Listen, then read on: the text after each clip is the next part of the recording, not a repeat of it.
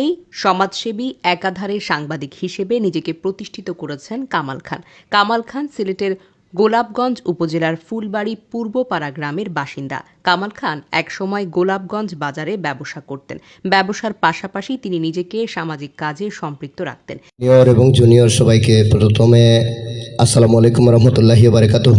আমরা ছোট পরিসরে এখানে করেছি, আপনাদের অনেক কষ্ট হচ্ছে, তার জন্য ক্ষমা প্রার্থী এবং আন্তরিকভাবে দুঃখিত। এর ফাঁকে ফাঁকে তিনি সংবাদপত্রে খুঁটিনাটি লেখালেখি করতে শুরু করেন। ধীরে ধীরে তিনি নিজেকে মূলধারার সাংবাদিক হিসেবে প্রতিষ্ঠিত করেন। তার হাত ধরে সোসাইটি অব জাতীয় গণমাধ্যম কমিশন নামে একটি সংগঠন প্রতিষ্ঠা লাভ করে। এই সংগঠনের সাথে অনেক সাংবাদিক যুক্ত রয়েছেন। আমার সংগঠন থেকে আগামী বছর অনেক বড় টুর্নামেন্ট পরিচালনা করবেন আমার সিলেট জেলার সোসাইটি অব জাতীয় গণমাধ্যম কমিশনের আমিনুল হক।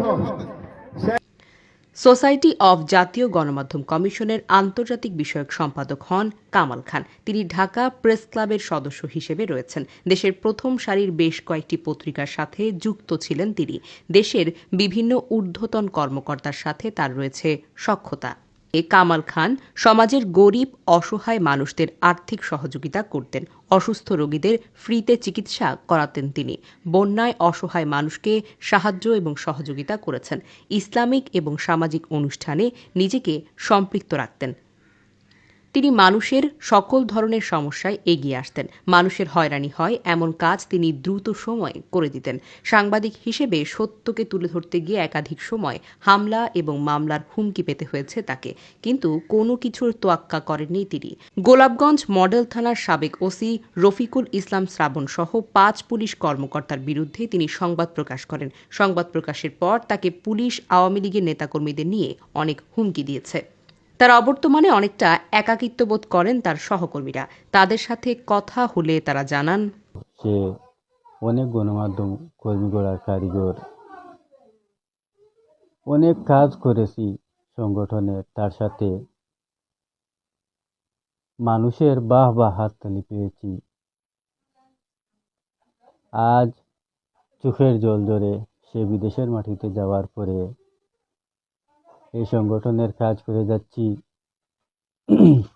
কিন্তু মন মানসিকতা আনন্দের সহিত নয়। বাস্তবতা বলতে এটাই, আমরা যতজন সদস্য আছি তার অভাব কানায় কানায় অপূরণীয়। সে একজন অন্যায়ের প্রতিবাদী মানুষ। আমি দোয়া করি সে আগামী দিনে আরো ভালো করবে। আমরা তার সাথে আছি, থাকবো ইনশাল্লাহ। তিনি বর্তমানে সৌদি আরবে বসবাস করছেন। সেখানেও তিনি সফলতার সহিত তার কর্মযোগ্য পরিচালনা করে যাচ্ছেন। এছাড়া সৌদি আরবে অবস্থান করার কারণে বাংলাদেশ থেকে যে কোনো পরিচিতিজন সেখানে গেলে তার সাথে দেখা করে